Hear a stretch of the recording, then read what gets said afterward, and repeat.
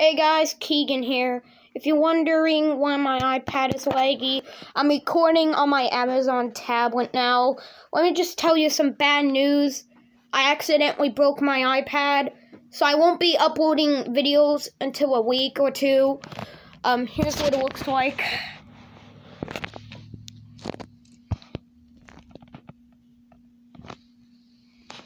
I accidentally hit the little home button.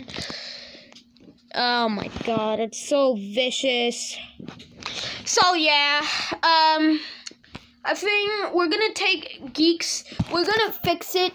We're gonna just take it to Best Buy Geek Squad so they can fix it. But oh my god, I can't believe I did that. It's been a while since I had this iPad. And yeah, I'm backing up so my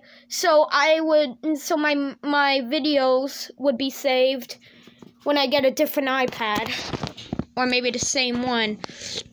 So yeah, I just wanted to tell you that.